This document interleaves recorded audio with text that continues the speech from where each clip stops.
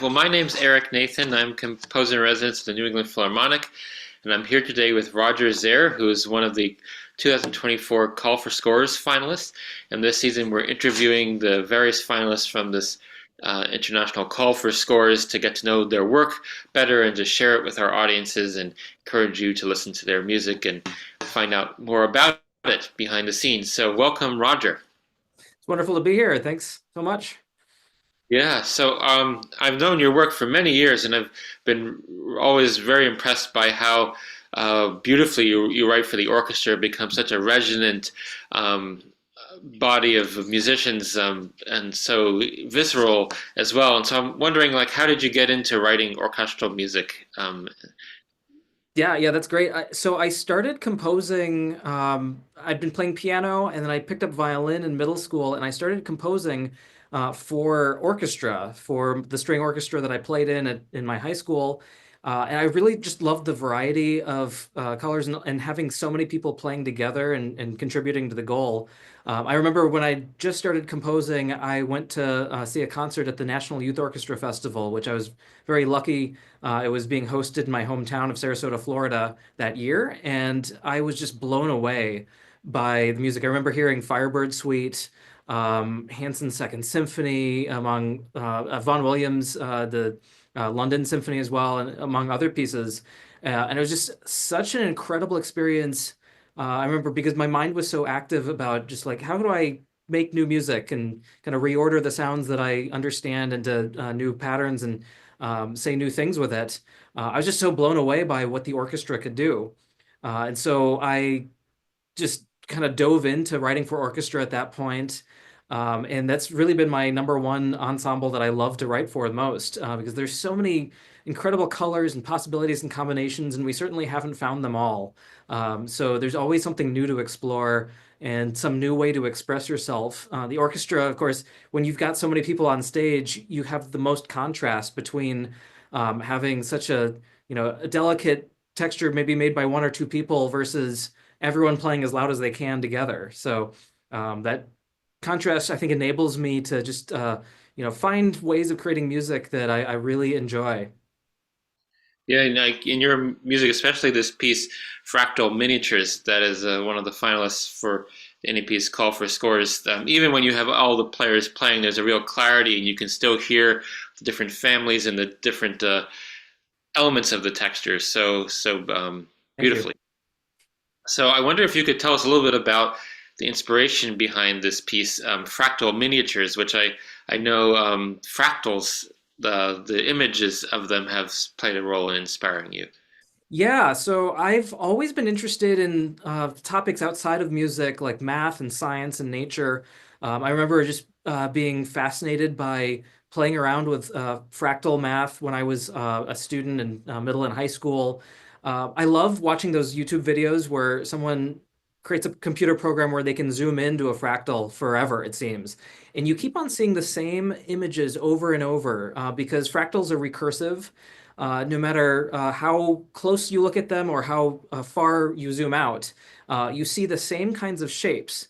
And I'm very visual when I compose music. I think of the sound that I'm making as related to shapes and kind of things that you can feel and see and even touch sometimes when I'm composing. So it felt natural when I was exploring these fractals to write a piece where I take them as if they're works of art, but also take some of the processes of how are numbers kind of repeated over and over, how are things added together over the course of the math that goes into a fractal that creates such a compelling visual.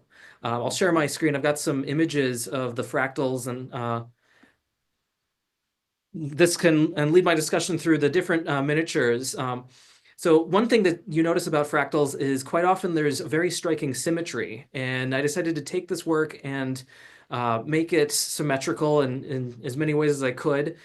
So it begins with a movement about the Sierpinski triangle, which was one of the first fractals that I ever learned about. I remember in middle school, we would take this very simple pattern of you take one triangle and then the next row, sort of if you have a one, then it adds up to a zero. So it's a binary thing. And then you start with another triangle on either side, and then you keep on adding them up together, and you end up with a pattern that looks like this, where you get these increasingly large triangles of zeros, surrounded by triangles where you had the the positive number. Um, and you can play around mathematically with this in all sorts of different really interesting ways. But I decided to take that additive nature and kind of convert it into rhythm, where the rhythms reflect this kind of repetition of the shape as the piece goes on. And it's very highly active, kind of influenced by rock music a bit. There's definitely a bit of metal influence in the sound world that I'm using. The second movement, well, I should say the outer movements are symmetrical. So the last movement revisits the Sierpinski triangle, calls it iteration two, and kind of takes the same ideas and turns it into an even more climactic moment. The second movement is called Flow Snake, which is a spoonerism of snowflake. And so this is a space filling curve. It's a very simple pattern where you take like a line and then you make the same left and right turns, and you just follow that pattern over and over, and eventually it'll fill the entire space that you're working within and create this really cool kind of pattern that ends up looking kind of like a snowflake. So this movement is, I try to reflect that sinewy pattern of that line within the orchestra and move it around. There's some very virtuosic moments, especially an understated moment right after the piece kind of explodes. There's this solo trumpet moment where it's extremely chromatic and extremely fast, reflecting this sinewy line. And it's just fun to kind of take this shape and see what musically came out of it. The next movement is called Newton Fractal. I don't know much about the math behind this, but I really love the shape of it. I know there are lots of fractals that are related between different processes, and so this movement starts very sparing, very thin in orchestration, and grows from there. And I revisit that idea in a few more movements. The next movement is called Dragon Curve, iteration one. And I don't know how many people watching this, or you, Eric, have you read Jurassic Park, the novel? No, just seen the movie. Okay, so in the novel, something that you notice, at the beginning of every chapter, they have a little fractal that keeps on growing as the book goes on. And it's a dragon curve. It's this fractal. It's another space filling fractal, just very similar to the flow snake. And the point of that book is that nature creates complexity, um, and nature always finds a way for that complexity to keep on growing, and for entropy to keep on growing. And that fractal is kind of one of the methods in that book to show this visually, as the story became more chaotic as it goes along. Um, and so I took this idea of this another space filling fractal, and this movement, as well as its analog, which I'll skip to the sixth movement, Dragon Curve Iteration 2. These two movements are exact mirror images of each other. And so I took that symmetry, and musically, I took musical ideas that kind of reflected this very uh, kind of angular shape of this fractal, and then repeated it, but in reverse, two movements later, which allowed me to play around a lot with, what happens when you take rhythms and you try to run them backwards.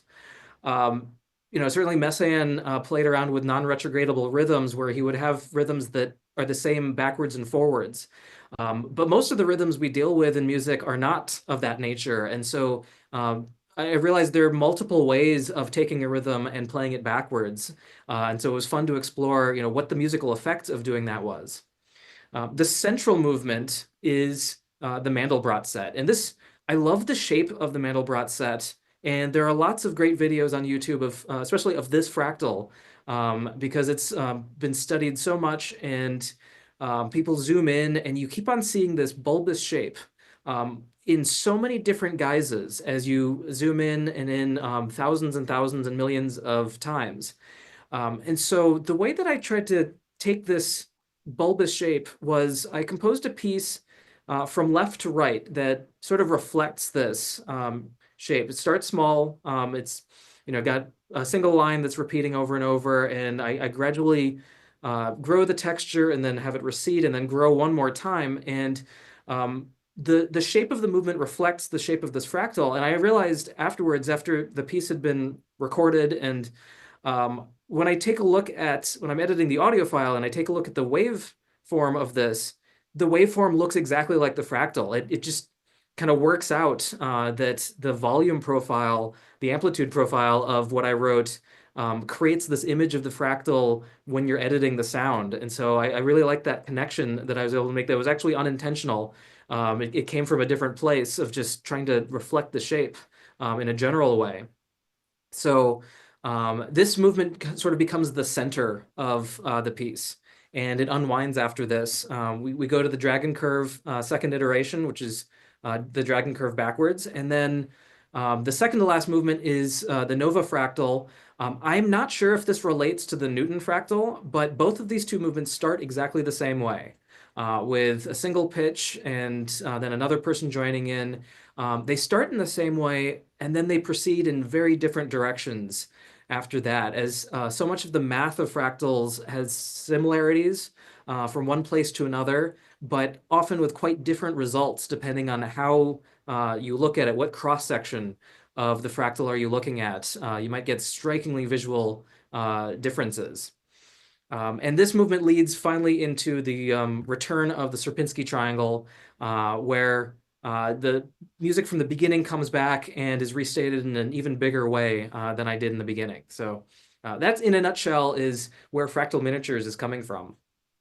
It's all very interesting. That last image of the triangle one, is that a three-dimensional version of the fractal? Yeah, someone created a three-dimensional way of representing it. I mean, any 2D math can also be reflected in 3 dimensions and more dimensions beyond that, which kind of breaks my brain when you get beyond 3 dimensions, of course. But it's really just addition and subtraction for the most part. It's amazing how simple the beginning concepts of these fractals are, and just what amazing variety you end up with when you follow those processes through. Yeah, so as I was listening to the movements and how you've brought these fractals alive, it seems like you've been inspired by some of the constructive elements of creating a fractal, but then you've kind of stepped back and just interpret them as if it was a work of art. And Mhm. so I can hear in the dragon fractal some sharp turns and then jump cuts in the music, as if you're kind of moving across, like visually across from left to right of the fractal. I wonder, have you found in these pieces that are explored in your music of ways where you can find that zooming in feeling, where you just keep zooming in and seeing the same thing over and over again? Does that come to you in maybe the detail of your orchestration? Yeah, I think the Mandelbrot set is probably the closest to kind of feeling the same way as when you watch a video of just that constant zoom into the fractal, because it's got this repeated line that's one measure long. It's a 7/8 bar. It has the same pattern over and over, and then gradually more elements start to build on top of that. But that 7/8 ostinato goes on throughout the entire thing, and so you get on multiple layers melodies that reflect that ostinato that are stretched over many bars, while you still have the constant regularity of the single measure repeating itself over and over. And it gets reflected in different registers and different timbres all over the place. And so it gave me a way to explore being as concise as possible as I could with some of these musical ideas, which we strive for that so often. And I teach my students a lot, if you have fewer ideas in a piece, then it's easy for the listener to understand what you're doing with those ideas. If you've got too many ideas, then they might not be able to follow, why one thing comes after another. And so I try to really restrict myself to have as few ideas in some of these as possible, and then truly explore what does that mean on multiple levels. And this isn't the first time I've written music about fractals. This is actually the second or third time I'd written a piece exploring these ideas of recursion in music, and music exists in time, which is another kind of thing where these fractals are more like 2D or three-dimensional art. And then the time gets, I think, reflected by that sense of zooming in or moving from one part of the fractal to another. That it creates a sense of motion, which plays into the nature of like the visceral nature that I try to find in a lot of the music that I write.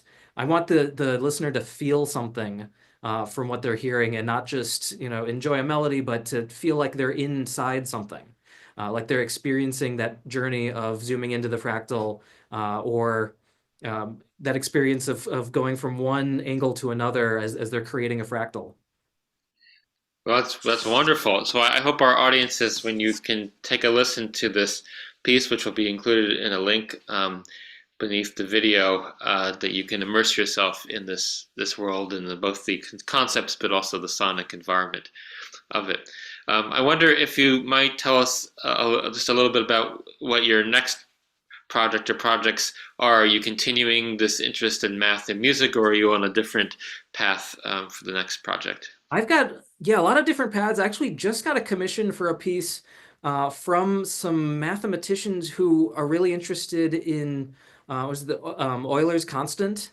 And so I started to explore that and realized it has all these connections between acoustics and um, which I love exploring. And so I'm really looking forward to writing that piece. I think it's going to be for string quartets, and I love that.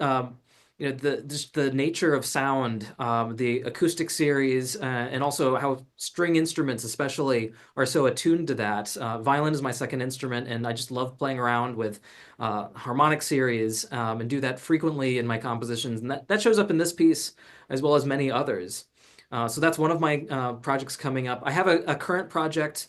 It's a finished piece, but I'm currently traveling around and working with a lot of people on it. It came out of a residency I did at Fermilab, which is the Fermi National Accelerator Laboratory in Batavia, Illinois, just outside Chicago. They're a particle physics lab, and I got chosen to be the composer in residence there in 2023. It was really cool to be able to go to a science lab and talk science to the scientists and learn about their research. And so this piece that I wrote called Deep Underground is about their current neutrino research, where they are building this gigantic detector in South Dakota and then shooting these neutrinos, which are tiny, insignificant, but very plentiful particles that we barely understand, from Illinois to South Dakota, from one detector to another, just to figure out what are they doing in between.